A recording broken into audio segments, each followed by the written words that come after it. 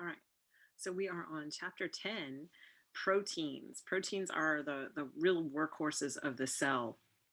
So this chapter is a little bit long. We've got 7 sections, and we're going to start from the basics, which are amino acids. Those are the building blocks of all proteins, and we're going to go into more and more detail in function and structure and all kinds of really cool stuff. So why do we call them amino acids? Well, when we talk about amino acids in terms of their primary function, they usually are used to build proteins, and proteins are polymers. So poly meaning many, and meros is for part, so many parts, right? So you have lots and lots of little building blocks called amino acids that make proteins.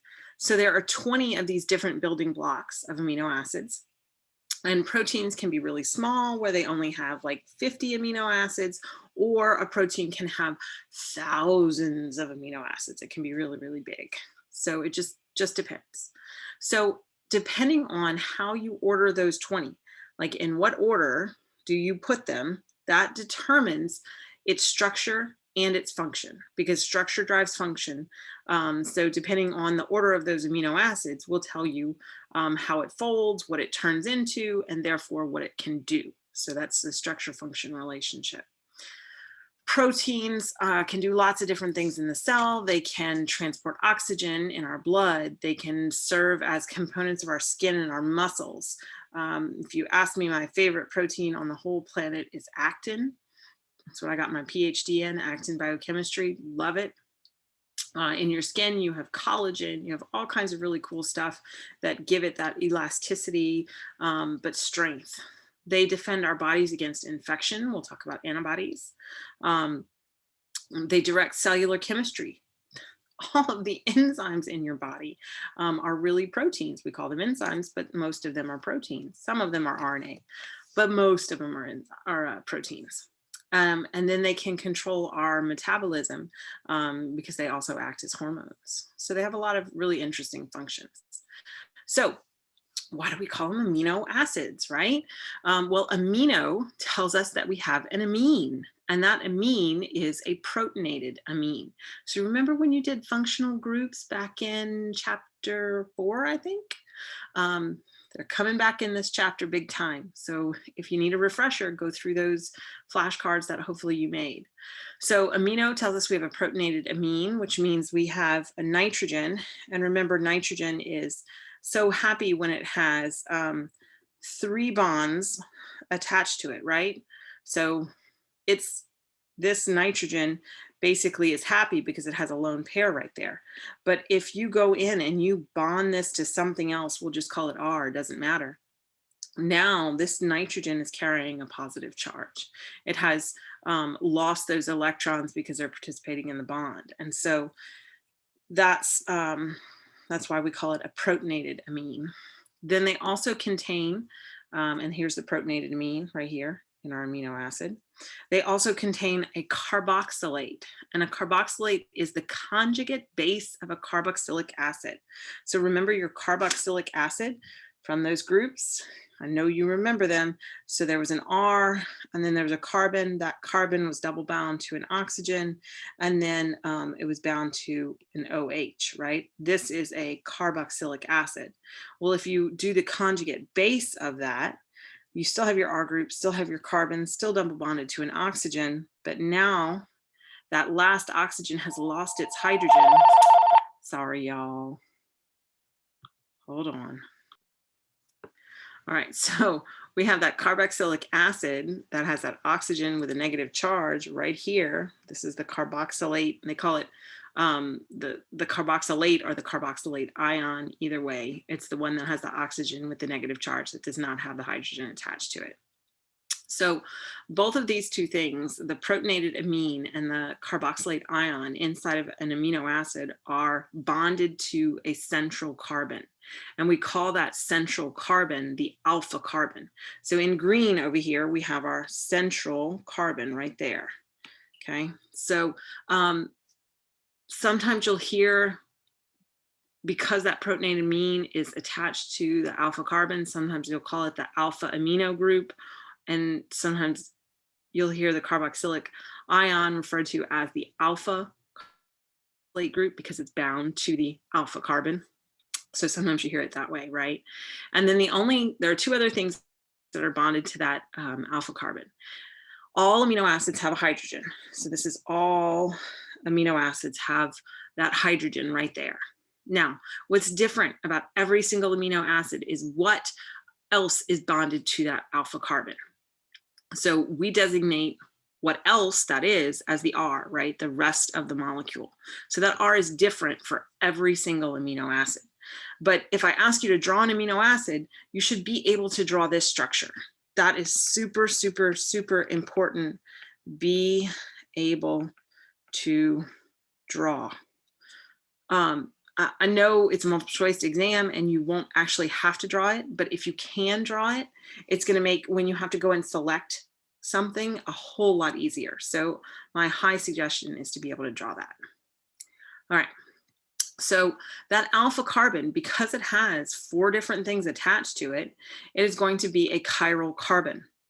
There is one amino acid in which that carbon is not chiral, and that is glycine, because in glycine, the R group is just a hydrogen, which means that that central carbon has 2 hydrogens attached to it. And we know to be chiral, you have to have 4 different things attached to it. So they're all chiral. So if they're chiral, that means that you can have mirror images of the molecules, right?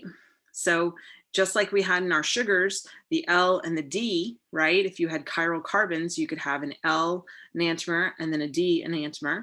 So the same thing's true in amino acids. In this case, the building blocks of life, all life, we all function on L amino acids.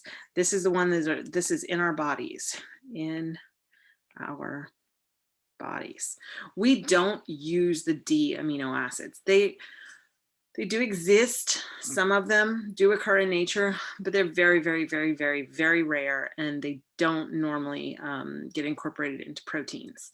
And that's because things have to be oriented in just the right place in order for everything to work in a protein. And so D and L mean something, and we'll change how all of our proteins work if you switch that. So we need the D glucose, right? We need the D sugars, and then we need the L amino acids. Okay. So the side chains, forgot to erase this. The side chains are that R group gives each amino acid its characteristics, its identity. It makes it unique, right? And so these 20 amino acids are found in most of our proteins, and they're organic compounds. And so they have organic functional groups inside of them. The organic functional groups include hydrocarbons, right? There's alkanes, aromatics, sulfides, alcohols, phenols, thiols, amines, carboxylates, protonated amines. These should all be terms that you are familiar with. They are from chapter 4. There's that big old table in chapter 4. So I kind of pulled the ones that were in the list, right? An amide. If you have an amide, see the D, amide, tells us we have a nitrogen that is bound. Here's our nitrogen. See, here's our nitrogen bound to a carbon, and that carbon participates in a double bond with an oxygen. Okay, so in order to have that, you have to have the nitrogen bound to a carbon, double bound to an oxygen. And then there's usually an R group attached to that nitrogen as well. So, but we don't worry so much about that. So when you look at an amino acid, this is 2 amino acids. So here is 1 amino acid, and here is another amino acid. So what you see is that it's an amide bond that links 2 amino acids when we're making a polypeptide chain. Carboxylic acid, we already know, right? That's a carbon double bound to an oxygen, and then you have the OH group. But when you remove that hydrogen, when we get rid of that hydrogen, now we have a carboxylate ion. It's an ion because it's charged. Okay. Thiols you're gonna see in the amino acids. That's a sulfur that's bound to a hydrogen on one side and then an R group on the other. And then what you're also going to see is a disulfide bond. So if you have 2 of these thiols, what you can do is you can remove the 2 hydrogens and then link the 2 sulfurs together, and you can make a disulfide bond. Amines are different than amides. Remember, the IDE tells you that you have that carbon double bond to an oxygen. Here an amine, an amine is our primary, our secondary, our tertiary, our quaternary. So that's just the nitrogen. And then however many R groups are attached to it tells you if it's primary. If it's 1, it's primary. If it's 2, it's secondary. 3 is tertiary, right? All right, and then some of them can be protonated. So on our amino acid at the end, right, you have an amine, you have a NH3 plus, that's protonated. Protonated means that it has a positive charge. Protonated is positive. Aromatics you're gonna see in the amino acids, you'll see that that's the ring structures, right? Sometimes you'll see them as all carbon, sometimes you'll see nitrogen and other things in the ring. You have to remember your alcohols, primary, secondary, tertiary alcohols. And then the last one, I think that was on the list, was a phenol. So phenol has an aromatic and alcohol attached to that aromatic.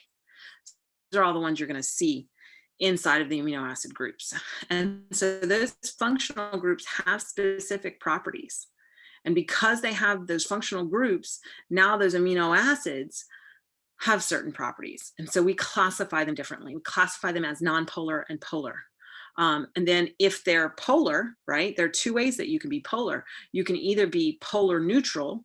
If you're polar neutral, this just means you have an unequal sharing of electrons. If you're acidic or basic, that means that you are actually charged. So these are charged as either positive or negative. So acidic, I guess I should have done that the other way. Acidic is our positive, basic is our negative. Okay, so let's go through and look at some of our amino acids. Now, I'm not going to make you memorize the amino acids. So if you go on Moodle, what you'll see is that the resources for the next exam are going to have this table inside of your exam resources. So print it out, have it next to you, but this is all I'm giving you on the amino acids, right? So all of the amino acids have this yellowed area, right? So all of the amino acids have a nitrogen with 3 hydrogens bonded to it, makes it positively charged, attached to a carbon. That carbon is always going to have a hydrogen down here. And then it also has COO minus. And then depending on which amino acid it is, this is the R group.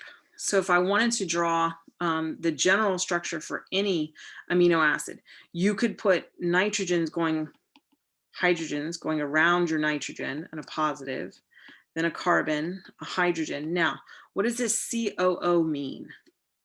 That means I have a carbon, and that carbon has a double bond oxygen, and then a single bond oxygen, and that oxygen is negatively charged. And then what's up top is the R group. So you have whatever it is as an R group. If it's glycine, in this case, glycine is the simplest amino acid. It only has hydrogen. So you have to be able to draw this. You absolutely have to be able to draw this. So I'm going to copy that because I'm going to need that later. And the interesting thing is you can put this double bond oxygen up or down. It doesn't matter. So I could put it down so that when I draw all my R group stuff, if it gets to be kind of big, it doesn't basically overlap. You got to think that this is really in 3 dimensions, but I'm trying to draw it in 2. And so you don't have the ability to draw outside towards you or away into the screen. And so you kind of have to make accommodations for that when you're drawing in 2D. So the amino acids get more complicated. Go to alanine. Alanine, that hydrogen up top, that R group is replaced by the simplest hydrocarbon, which is CH3. We go on to valine. Valine makes a V. It's hydrocarbons, but it makes a V. Remember valine, right? Leucine looks just like valine. Here's the V of valine, but it has an extra carbon in the hydrocarbon chain, okay? Now, what you notice about these is that they actually have 3 different things attached to them. They have a name, a full name, a 3-letter abbreviation, and a 1-letter abbreviation. You're going to have to be able to use them. They will be given to you, but the more familiar you are, the quicker you can take a test. Isoleucine has the same number of carbons as leucine in the R group. They're just arranged differently. So basically you just take this carbon here and then attach it down there. And that's what we did. And now we have isoleucine, right? So it's just learning the different amino acids. Phenylalanine has an aromatic group, right? Attached to one CH2. So these are all examples of non-polar amino acids. Now, polarity is super, super important because of how it can interact with water, how it determines whether it interacts with water or not. Then you have methionine. Methionine has that sulfur, so it has a sulfide group inside of it. Proline's pretty cool. Proline's a hydrocarbon, but what's cool about proline is that those hydrocarbons actually hook around and they actually form a bond here with the nitrogen inside of the amino acid. So it actually kind of makes a loop. And the way I remember it is, look, if you look at the structure, what letter is that? Oh, that's the letter P for proline. Haha, right? Little things like that help you remember. Tryptophan. Tryptophan is another that has an aromatic ring inside of it, but it actually has 2 rings. One ring is that benzene ring, and the other ring has a nitrogen in it and a double bond, but it also has that carbon in it. Now, nitrogen normally would give you something that would be polar, but because the rest of the amino acid is mostly hydrocarbons, it actually ends up not being polar, even though it has nitrogen in it. Same thing with methionine. Methionine has that sulfur, but the electronegativity difference here between carbon and sulfur is so small that it actually ends up being nonpolar. So those are our 2 kind of like exceptions to the rule on the nonpolar.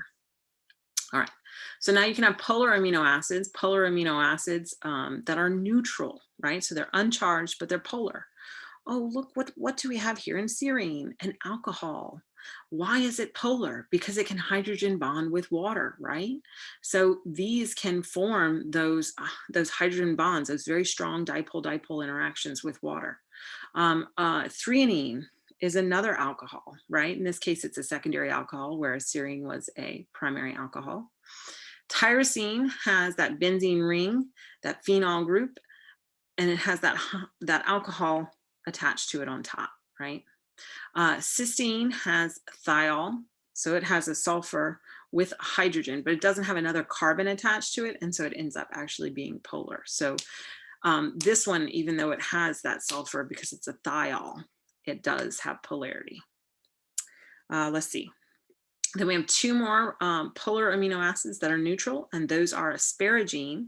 Now, asparagine is neutral, but it does have our amide group, the NH2 bonded to a carbon, double bonded to an oxygen, that makes it amide, that makes it polar. And the same thing is true about glutamine. The only difference between asparagine and glutamine is that glutamine has an extra CH2 group in that chain. Polar amino acids, acidic. Okay, these actually carry a charge. And it's almost kind of hard to see on this screen.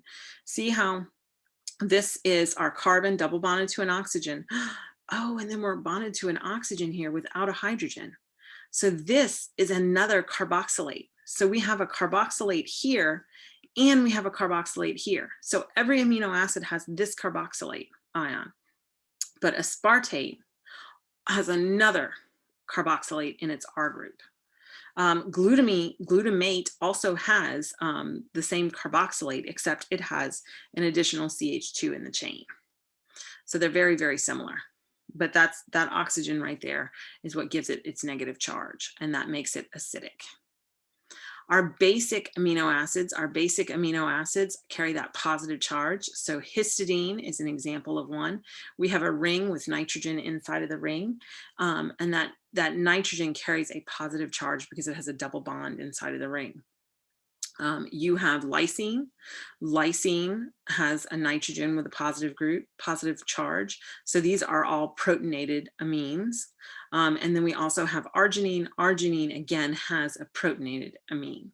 So they all have protonated amines. So they're basic, so they are positively charged, right?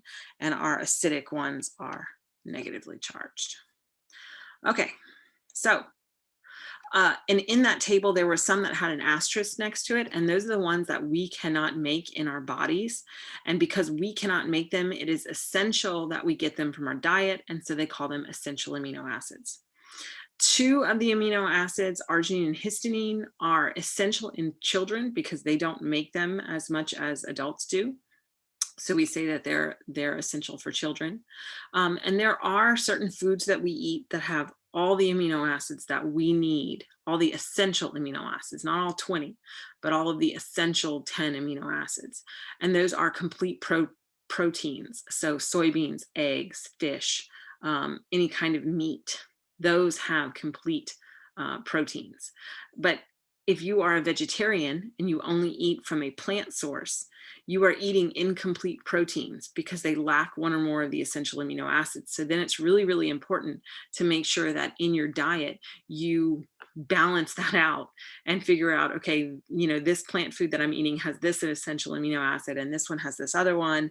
And then I add them all up and I get all my essential amino acids. It's very, very important. So you can combine certain foods to make that, get that, all those essential amino acids. All right, so we already kind of talked about this. We can separate our amino acids into nonpolar and polar, right? And so most of our nonpolar are all those carbon, hydrogen, carbon, hydrogen, carbon, hydrogen. And we talked about that. If you have hydrocarbons, hydrocarbons are nonpolar, right? They have equal sharing of those electrons. And so they don't really want to interact with water because they're nonpolar. So they are hydrophobic. They are water fearing, right? Tryptophan's kind of an exception because it is nonpolar, but it does contain a nitrogen atom, but that nitrogen atom really doesn't contribute much to polarity. So we really classified tryptophan as nonpolar. Methionine. So this is tryptophan. I forgot to put that in there. So good of me. Tryptophan right here. So this is that nitrogen that really doesn't contribute that much to polarity. Then we have our last one, which is methionine. Methionine is another exception, right? Our methionine has our sulfur atom in it, but that sulfur atom is nonpolar because the carbon sulfur bonds really share electrons pretty equally. All right, so that was nonpolar. Polar amino acids are divided into three groups: neutral, acidic, and basic. So you can have a neutral polar amino acid if your electrons are unevenly distributed. Doesn't mean you have a charge, just means that you're polar. You have an unequal distribution of electrons. You can have amino acids that have a charge. Then that means that they're either fully positive, have a fully +1 or a full -1, right? So all of our polar amino acids, all of them, except for one, will form hydrogen bonds with water, and it makes them hydrophilic, so water loving. The only one that is polar that will not participate in interactions with water is cysteine. Cysteine has that sulfur bonded to a hydrogen, right? So that tells you that you don't have no fun, right? So you can't have hydrogen bonds, but everything else is hydrophilic. So then remember your acidic and your basic amino acids, because they're charged, now they can form an even stronger reaction. It's not just hydrogen bonding. Now it's ion dipole interactions with water. So these like to interact with water even more. So what I did is, this is what I like to do in order to organize in my mind everything. So you don't have to write this. This is just kind of my suggestion to you. So our polar amino acids can be divided into three groups, right?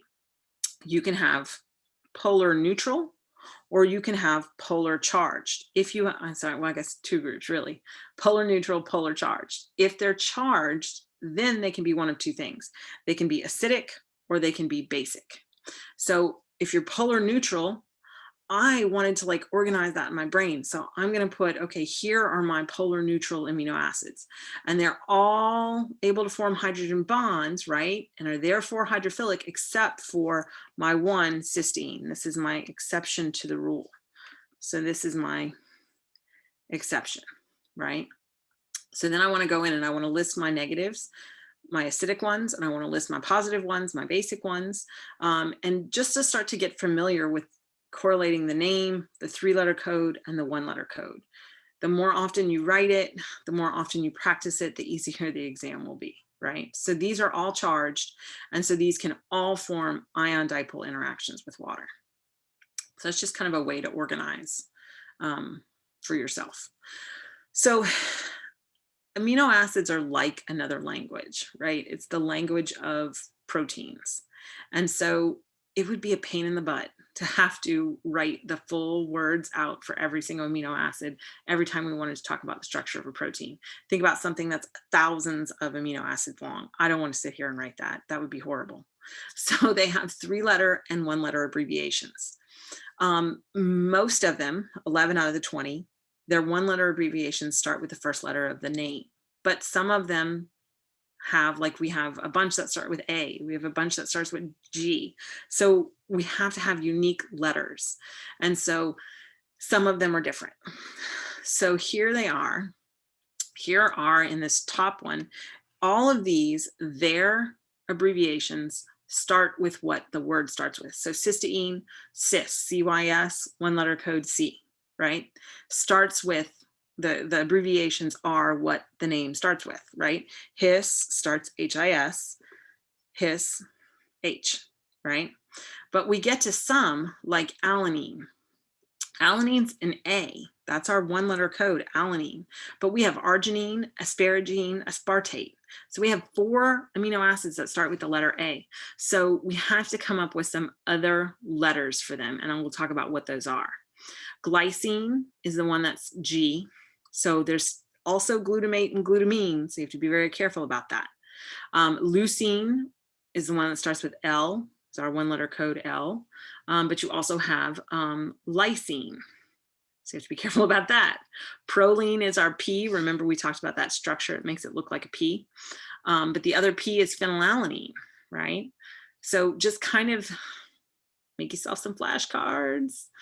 Probably be good to know. So how do you remember some of these that don't actually start with what they should? So if you have arginine, I always think of a pirate right here, R, right? Arginine. So that's the 1-letter code of R. It's the sound, right? Phenylalanine starts PH and it makes the F sound. So they made the 1-letter code F, phenylalanine. Tyrosine. Tyrosine, it has a Y in it, but so does tryptophan, which makes it really a challenge. So if you're trying to figure out what's the Y, it's the one where the Y comes first. So here, right, it's TY, here it's TRY.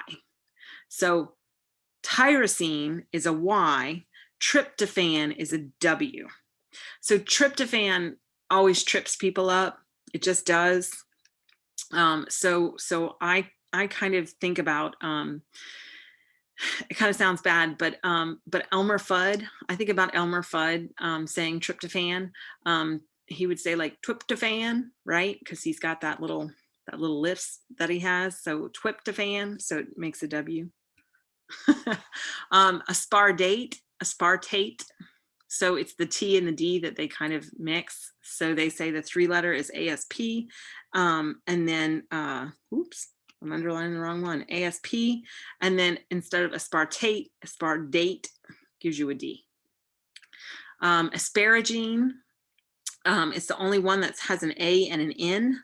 So they go AS and then they pick up the N. And so the 1-letter code is N, asparagine. Glutamate, the way that I remember glutamate is they take the GLU and then they pick up the E and they make glue, GLUE, right, glue. Glutamine, it's acute amine, acute amine. Lysine is a K. K is near L in the alphabet. Some of them are nice, some of them are which kind of have to remember. So just try to remember them. They'll be on the chart, but you don't want to be hunting and pecking for that a lot. So what you have to remember about amino acids, look at the name. They really are acids. So it's important to remember that functionality about amino acids. All amino acids have that amine and carboxylic acid functional group. So if we have a protonated amine here, that means it's a positive charge. If we have a carboxylate ion, that means that we have a negative charge. And so they all have charged and uncharged forms. If you have an amino acid, and in this case, we're showing you the amino acid alanine, at a physiological pH, so at pH 7.4, that's physiological pH, what happens is both your amine is protonated and your carboxylic acid is in the acid form, so it's missing the hydrogen. And so this overall charge, if I add up all the charges of all the parts of the molecule, I have a +1 and I have a -1. What does that equal? 0. So this overall charge for this amino acid at this point is a net neutral charge. So overall, the entire amino acid is neutral. So this is called a Zitter ion. Who knows? I don't know who comes up with this stuff. But this is what happens when we call this their isoelectric point. So the point at which, the pH at which this whole thing is neutral, right? It doesn't mean that the bits and parts don't have the charges, because they do, but it says bits and parts together that come up with an overall charge of 0. All right, so here's our example, right? We have alanine. Alanine right here in the middle. This is where we have a net charge of 0. But if we change the pH, we are going to change the charge, the overall charge on this ion. So if we go this way, if we add acid, if we add lots of H+, right? That's what happens when we add acid. We drop our pH, drop the pH, right? Because we're adding a bunch of hydrogen ions. So when we do that, then what's going to happen is that we are actually going to convert this OH minus into, this oxygen, this negatively charged oxygen, into an OH. So when we do this, this no longer carries a charge. The only charge I have here is from the amine. So I have a +1, and that's it. So my overall net charge is +1. If I go the other way, if I'm neutral, start again right here in the middle, and I add base. So what happens when you add base is you're adding OH minus, right? So that means we're going to increase pH. If we increase pH, right, all of these hydroxide ions are going to pull off hydrogens. Well, when they pull off hydrogens, this is the only place where I have extra hydrogens to lose. So that nitrogen is going to give up one of its hydrogens, and now it only has 2 hydrogens attached to it, and it does not have a charge. So the only charge on this molecule now is my -1, which is why I have a net charge of -1. So at what point does this happen? Well, you determine that from the pKa. So the pKa of the carboxylic acid group, or the COOH group, is 2.3. You need to know this. I'm going to star that, right? You need to know this. The pKa of the amine group is 9.7. So if you get up to 9.7, a pH of 9.7, then that nitrogen's going to give up a hydrogen. If you go as low as pH 2.3, then you're going to add a hydrogen to the carboxylic acid group, right?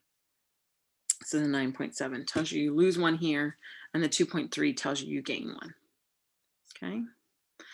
So if your pH changes, it will change the functional group's properties, whether they have a hydrogen attached or not. Now, the functional groups are that N terminus right? So the NH3 plus, right? And that's the COO minus. So those are functional groups, but you also have functional groups as the R groups. We showed you alanine. And alanine doesn't have a functional group that could be protonated or deprotonated. So it's really, really easy, but they have some R groups that are. So keep that in mind. So we call the amine side, we call this the N terminus, and we call this the C terminus. And then the R groups are just the R, but that's how we kind of denote them so that we know the difference, right? So when your pH is below the isoelectric focusing point or the PI, then we're in the acidic forms or the protonated forms. If our pH values go high, then they're the basic forms, right? And they're deprotonated. Okay, I'm going to pause it there and we'll do some problems. Okay, so draw the structure for each of the following amino acids and put an asterisk next to any chiral carbon centers in your structure. Let's draw the basic structure first, and then we can draw our individual amino acids, right? So if I were to draw a base structure, what I would have is protonated amine, right? Bonded to a chiral alpha carbon, has a hydrogen attached to it, carbon. Now it's double bonded to an oxygen and it has an oxygen on the end. I'm going to go ahead and drop the oxygen double bonded down to the bottoms just so that I have room, and then O minus. Okay, so the different things that you have to remember are that this R group is going to be what's different between every single one of our amino acids. So everything in black, we are going to be able to just copy it. That's what I'm going to do, and paste it. So here we have our, right here, right, this part, this is our amine, protonated amine, right? Let's see, we need to know where our chiral alpha carbon. So this is our alpha carbon, who is chiral, except for one, which is glycine. Then we also have, let's do red here. This is our carboxylate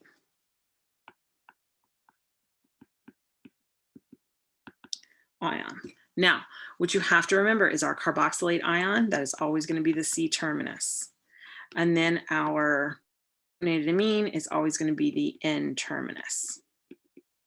It just tells us the left and the right, basically. But the beginning is always going to be the N terminus, and the end is always going to be the C terminus. Okay, so I think we're good. So we need to do our different amino acids. And then if you look down, we're going to do 10.1, 2, and 3 on the video, and then we'll do the next ones in class. So what we want to do is we want to look at our different amino acids. And I'm just going to kind of draw a line here. So what you have to do is you have to be able to draw them. You have to be able to classify them as being polar, and that is polar neutral, polar acidic, or polar basic, or nonpolar, and then as hydrophobic or hydrophilic, and be able to give the 3-letter and 1-letter abbreviations and identify any functional groups inside of it. Whew, right, that's a lot of stuff. So let's start. I'm going to do here at the top, I'm just going to do my abbreviations. I know alanine is A. I know lysine is K. I know tryptophan is what, right? We said tryptophan trips people up all the time, and Elmer Fudd says twiptophan, right? So it's a W. And then aspartate is a D, right? I know, y'all. Some of these can be kind of crazy. So make sure you print out your different exam resources, and that way you can go back to those and you can get those right. Okay. So let's go from the bottom up. We'll do our 3-letter code. Aspartate is ASP. Tryptophan, right, is TRP. P, tryptophan, lysine is LYS, and then alanine is ALA. Okay, now we have to classify these. And we're going to talk about what each one is, but it's important to be able to draw them. So let's go ahead and do that. What we're going to do is go ahead and just paste what I drew before. So this is going to be A. So we know A is alanine,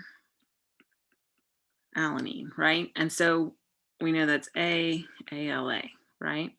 So this one, if we were to draw in the R group, because that's the only thing that's going to be different, we're going to put in what R group for alanine. Alanine, go and look, is a CH3. CH3 is a hydrocarbon. What do you know about hydrocarbons? I know that they're nonpolar. If it's nonpolar, it must be hydrophobic, right? And anything that you say is nonpolar is also neutral. You don't have to say that because that's by definition, has to be. Okay, B. B we said was lysine. Lysine. So lysine is K and lys, right? Okay. So now if we were to draw it, we're going to put in our base structure in, and now we're going to have to put in our R group. So our R group, oh my gosh, for lysine is really big. CH2, CH2. So we have 4 CH2s. Ooh, I'm going to have to scooch this down, right? And they're all connected. I just got lazy and didn't put them in. And then at the very top, we have an NH3 plus because lysine is positive. So that nitrogen gives me a protonated, P-R-O-T-O-N, protonated amine, right? So that's my group, right? So that means that if this guy is positively charged, he has to be polar, right? And if he's polar, he's charged. He's got a positive on that nitrogen. So it's basic, polar, basic, and it is hydrophilic. It's water loving because it's positive, right? So it's going to make those ion dipole interactions. Okay, let's see. What do we see? Let's go up. What was C? Tryptophan, right? Okay, so tryptophan, Y-P-T-O-P. Tryptophan. Tryptophan is T-R, tryptophan, and it is W. Okay, right? Because Elmer Fudd, tryptophan, you got to remember that. All right, so what is tryptophan? Tryptophan, we're going to put, oh, and I think I forgot to put in my chiral carbons, right? We got to put an asterisk next to our chiral carbons. So let's go in and put our asterisk next to our chiral carbons. Okay, so down, we're going to build in our tryptophan, and tryptophan is kind of cool. See if I can do this really well. So it's got 2 rings. One is a benzene ring and the other is a ring that has a nitrogen, right? So here's my nitrogen, it's got a hydrogen. So it's one of those house ones. So it's a house ring, and then attached to that house ring is a normal benzene ring, and that really didn't work out quite right. Wait a minute. Sometimes, okay. So I think I didn't put my stick in, right? Okay, so then we go up this way because this one's going to make, and you won't have to draw it. That's the kind of nice thing, right? You won't actually have to draw it. So the nitrogen goes here. Let me make that one. Okay. And then this one has double bond and this has a hydrogen attached to it. So that's a nitrogen right there. You should automatically go, oh, that's an amine, but it's really a secondary because it's attached to 2 carbons, A-M-I-N-E, right? So tell me about this one. Tell me about tryptophan. Tryptophan is going to be, it's not charged, right? So it's non-polar, right? It does have the nitrogen, but the nitrogen doesn't really contribute that much to its overall polarity, which is what we talked about in lecture. So it's non-polar and it is neutral, right? And so because it's non-polar and neutral, it is therefore hydrophobic, water fearing, right? So our last one, let me change color. Our last one, we're going to go ahead and put in our base amino acid structure and mark our chiral carbon. Now, this one is D, I think it's, yeah, aspartate. Aspartate. So aspartate is ASP, one letter abbreviation of D. I know I'm going to have to move that down. So this one, if you look it up, you're going to have to go look these up and get comfortable with this.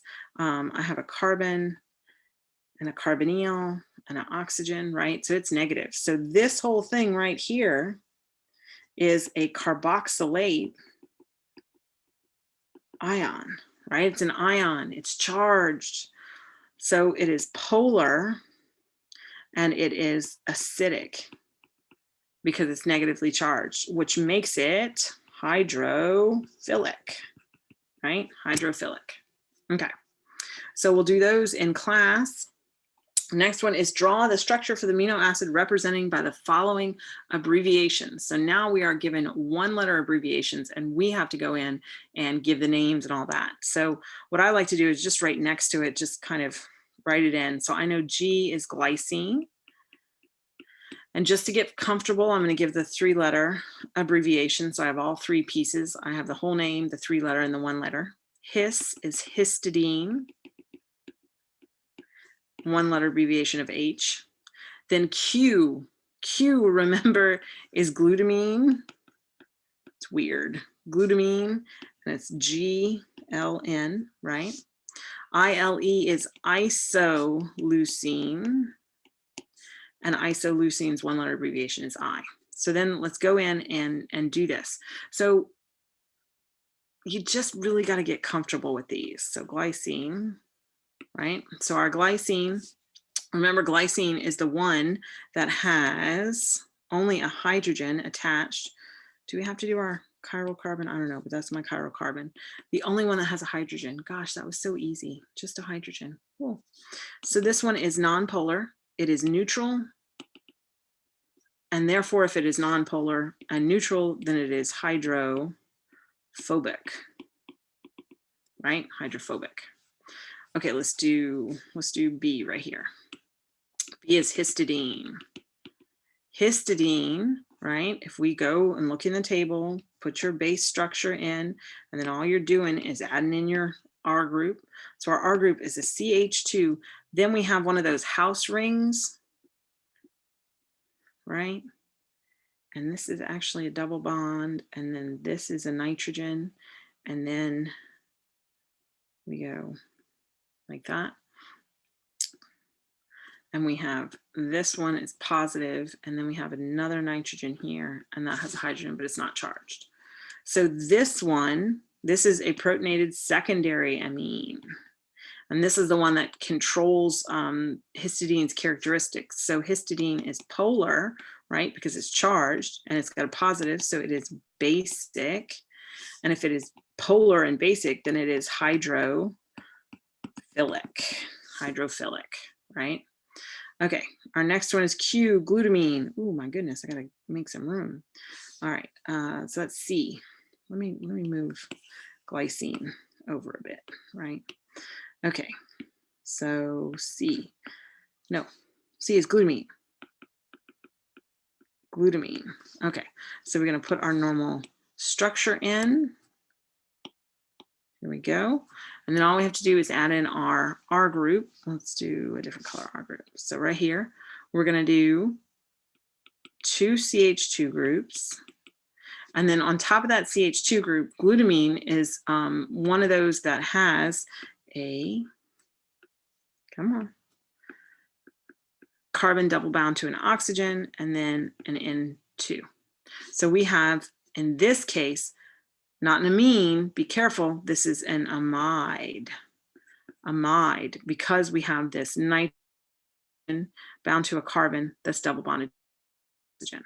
So make sure you don't get the amine and amide mixed up.